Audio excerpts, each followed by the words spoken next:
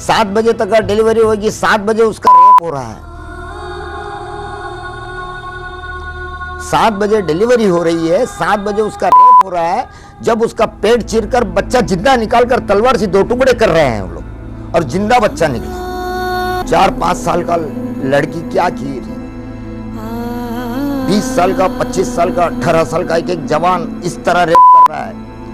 12 साल 14 साल की छोकरी को लंगी करके रेप कर रहा है। चिल्ला रही है बच्ची, अब्बा अम्मा बचा लो। कुछ भी हो, लेडीज हो, बच्चे हो, कुछ भी हो, काटने से कुछ, मारो काटो जला दो। कैसा लगता है जब मारते तो कैसा मजा आता है? सब प्रेग्नेंट थी, उसको मैं चीर दिया। जब गुजरात जल रहा था और महिलाओं के साथ दरिंदगी हो रही थी तो दोषियों ने कहा हमें बचा लिया गया है, और उन्हें किसने बचाया ये खुद अपने मुंह से बयान किया है। छुड़ाया किसने बताइए तो, कैसे छुड़ाया? हमको तो जेल से नरेंद्र भाई ने छुड़ाया। उन्होंने जज बदले और जज बदल के फिर नरेंद्र भाई ने सेटिंग की और नरेंद्र भाई ने हमको छुड़ाया, तो हम नहीं छूट सकते। कांड होने के बाद अपना भाई भी आया था, नरेंद्र मोदी भी, फिर बोले के बराबर बोले जय श्री राम, जय श्री राम। वो खुद बोल के गया, यहाँ रोड से गाड़ी लेकर निकला, चाली देगा हमको, यहाँ पे फूल हार डाल के गया, बोले सब बात धन बोले तुमको, बोले मुझे क्रेडिट नहीं चाहिए।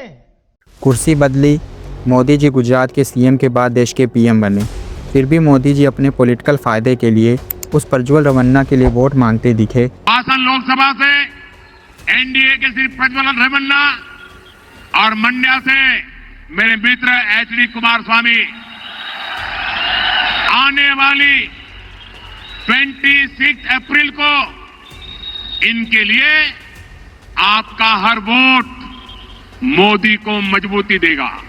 जिस पर उसके घर में काम करने वाली महिला, जिसकी उम्र 47-48 साल के करीब थी, 2 बार बलात्कार करने का दोषी पाया गया और उसे उम्र कैद की सज़ा भी हुई। बाकी अभी 3 रेप केस और चल रहे हैं, जिस पर फैसला आना भी बाकी है। हमारे देश के गृह मंत्री भी इसमें पीछे नहीं हैं।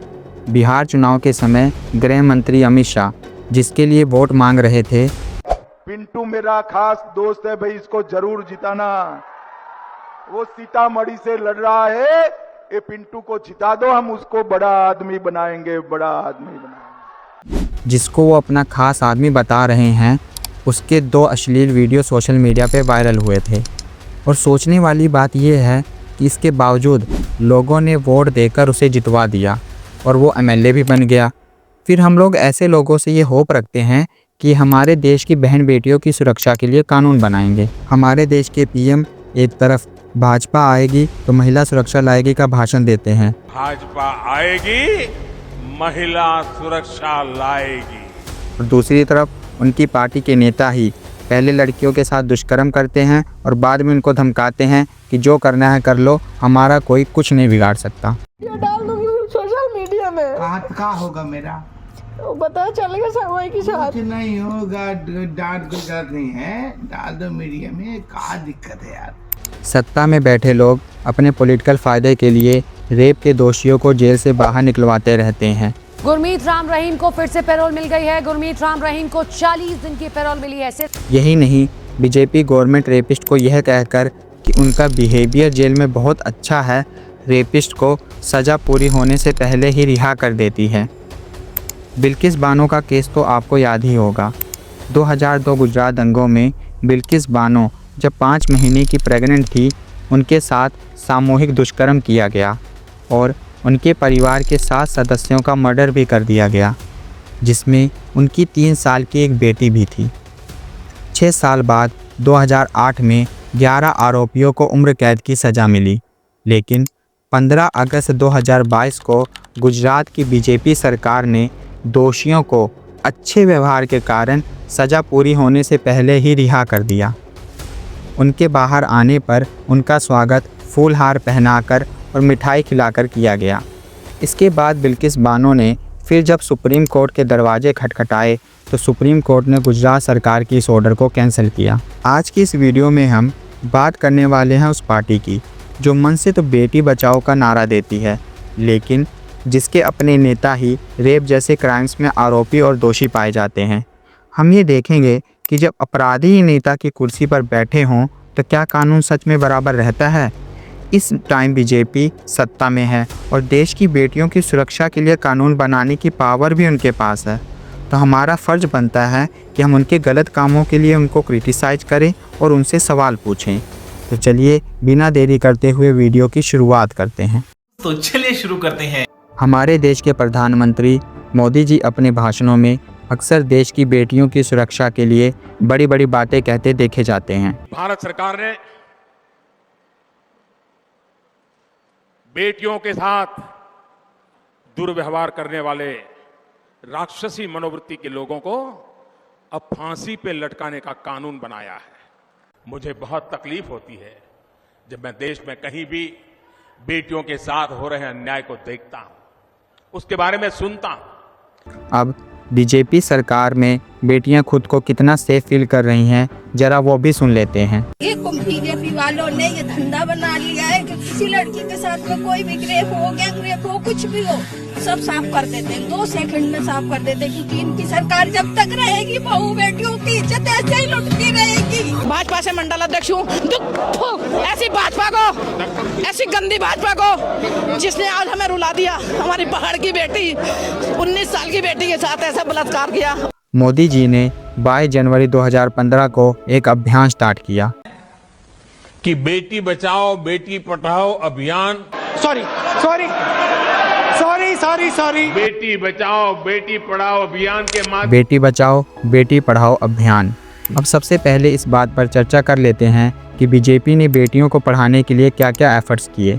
बीजेपी की सरकार आने के बाद 2014 से 2024 के बीच गवर्नमेंट स्कूल में 8% की गिरावट आई और प्राइवेट स्कूल्स में लगभग 15% की वृद्धि हुई। बीजेपी गवर्नमेंट ने पिछले 10 सालों में लगभग 90,000 सरकारी स्कूलों पर ताला लगवा दिया और सबसे ज़्यादा सरकारी स्कूल बंद हुए यूपी और मध्य प्रदेश में, जहां बीजेपी की सरकार है। आप खुद सोचिए, जिस देश में 80 करोड़ लोग अपना पेट भरने के लिए मुफ्त राशन पर डिपेंड करते हैं, वो ऐसे महंगे प्राइवेट स्कूल में अपनी बेटियों को पढ़ा पाएंगे। अब बात कर लेते हैं बेटी बचाओ की। मोदी जी ये तो कहते हैं कि बेटी बचाओ, लेकिन ये नहीं बताते कि बेटी बचानी किससे है। तो मैं आपको बता दूं कि मोदी जी कहते हैं कि बेटी बचाओ हमारी पार्टी के एमएलए और एमपी से, क्योंकि अपनी पार्टी में इन्होंने आधे से ज़्यादा तो क्रिमिनल्स और रेपिस्ट भर्ती कर रखे हैं। 2024 लोकसभा इलेक्शन के रिजल्ट के बाद एडीआर ने एक रिपोर्ट पेश की, जिसमें ये पता लगता है कि 543 इलेक्टेड मेंबर में से 251 मतलब 46% के खिलाफ क्रिमिनल केसेस चल रहे हैं। उनमें से 27 मेंबर्स को दोषी भी पाया गया है। एडीआर के अनुसार सबसे ज़्यादा क्रिमिनल केसेस बीजेपी के कैंडिडेट्स पर हैं। 240 इलेक्टेड मेंबर में से 94 यानी कि 39% पर क्रिमिनल केसेस चल रहे हैं। अब खुद सोचिए, जब कानून के रक्षकों पर ही भक्षक होने का केस चल रहा हो तो उनसे हम क्या उम्मीद रख सकते हैं। अब हम आगे इस वीडियो में देखेंगे कि जब बीजेपी के नेताओं पर रेप केस के आरोप लगते हैं तो बीजेपी उन्हें बचाने के लिए किस हद तक गिर जाती है और कैसे सबूत और गवाह न मिलने पर वो छूट जाते हैं। सबसे पहले हम बात कर लेते हैं योगिता ठाकरे की, जो कि 7 साल की एक बच्ची थी और 2009 में उसकी लाश नितिन गडकरी के कार में पाई गई थी। नागपुर पुलिस और सीआईडी ने इसे एक एक्सीडेंट बताया और कहा कि लड़की ने अपने आप को कार में बंद कर लिया और दम घुटने से उसकी मौत हो गई।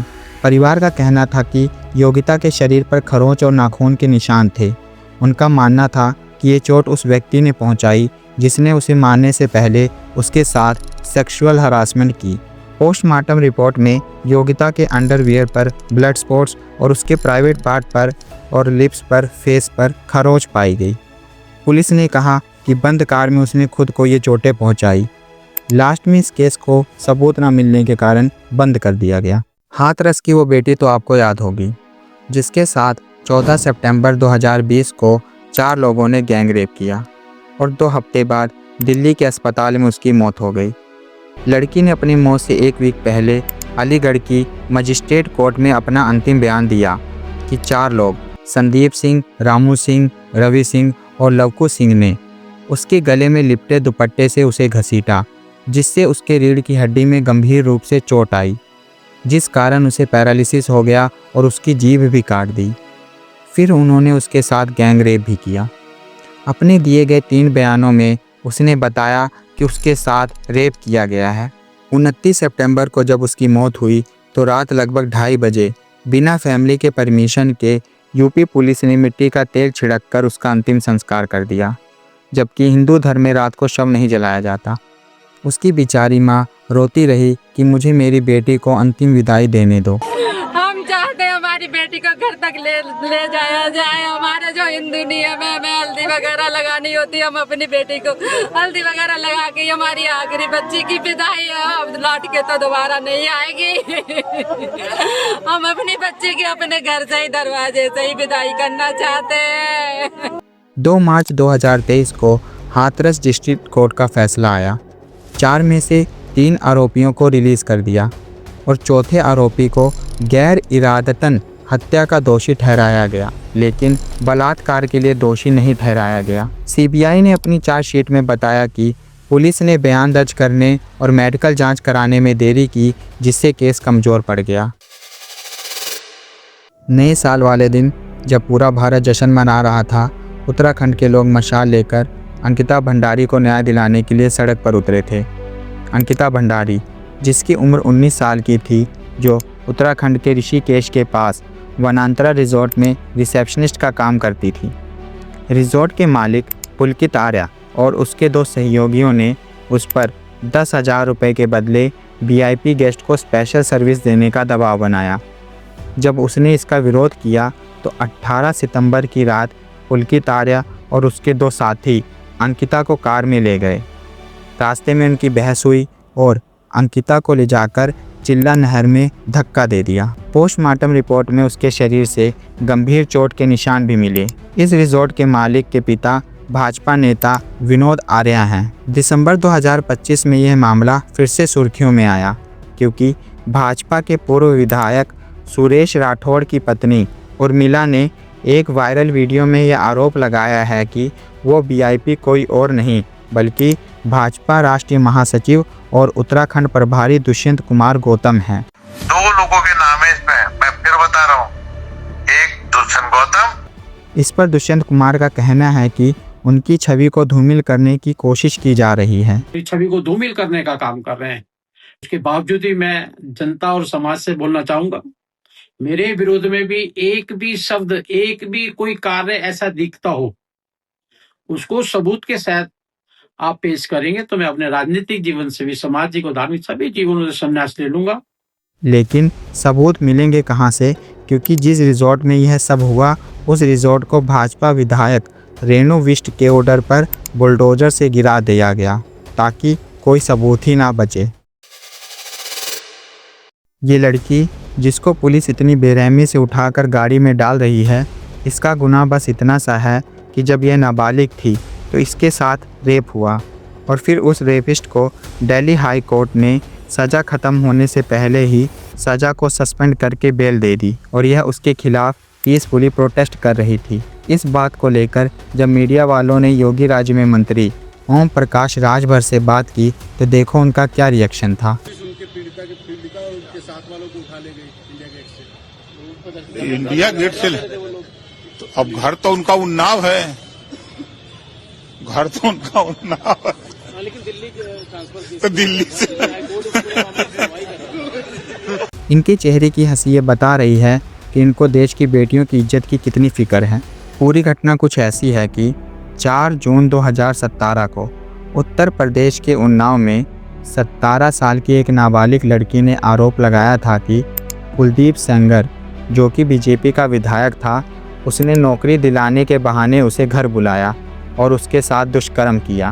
पीड़िता जब पुलिस के पास एफआईआर दर्ज करवाने पहुंची तो आरोपी विधायक था, तो इस मामले को दबा दिया गया। साल भर वो थाने के चक्कर लगाती रही लेकिन कोई सुनवाई नहीं हुई। उसके बाद 8 अप्रैल 2018 में जब इस लड़की ने मुख्यमंत्री आवास के बाहर आत्मदाह करने की कोशिश की तो यह मामला मीडिया में आया और जनता में भी आक्रोश का माहौल बन गया।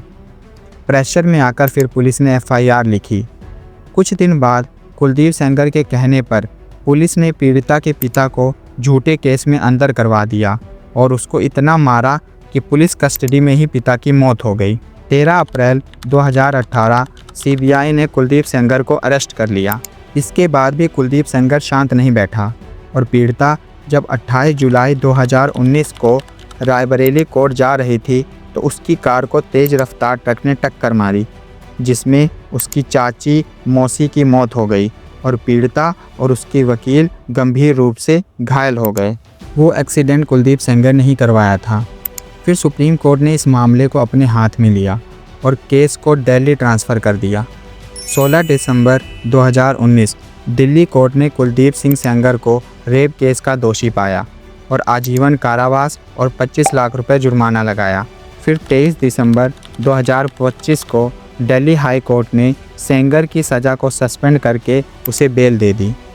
इसके बाद पीड़िता ने इसके खिलाफ प्रदर्शन किया और सुप्रीम कोर्ट में अपील की तो सुप्रीम कोर्ट ने दिल्ली हाई कोर्ट के इस फैसले पर स्टे लगा दी। अब आप खुद सोचिए कि इस लड़की की क्या गलती थी जो उसे न्याय पाने के लिए इतना संघर्ष करना पड़ा और अपने परिवार को खोना पड़ा। क्या इसकी गलती इतनी सी थी कि यह एक गरीब परिवार की लड़की थी और उसके साथ रेप करने वाला एक पावरफुल नेता? यह वीडियो किसी एक पार्टी के खिलाफ नहीं है। ये वीडियो उस सिस्टम के खिलाफ सवाल है जो पावर में बैठकर खुद को बेटियों की सुरक्षा का पहरेदार बताते हैं और उस पार्टी के मंत्री विधायक बार बार बलात्कार जैसे केसेस में दोषी पाए जाते हैं। अगर बीजेपी सच में बेटी बचाओ में विश्वास रखती है तो आरोपी नेताओं को सालों तक क्यों बचाया जाता है और सबूत मिटाने की कोशिश क्यों की जाती है और पुलिस को फ्री होकर इन्वेस्टिगेशन क्यों नहीं करने दी जाती? ये वीडियो न नफ़रत फैलाने के लिए है न किसी पार्टी को बदनाम करने के लिए। ये वीडियो ये याद दिलाने के लिए है कि सत्ता सेवा के लिए होती है, अपराधियों को बचाने के लिए नहीं। अगर हम सत्ता से सवाल ना पूछकर चुप रहे तो कल को कोई और एक बेटी ऐसे ताकतवर नेता का शिकार बनेगी। पार्टी कोई भी हो, नेता कोई भी हो, बलात्कार पर राजनीति नहीं, सजा होनी चाहिए। आपकी इस बात पर क्या राय है?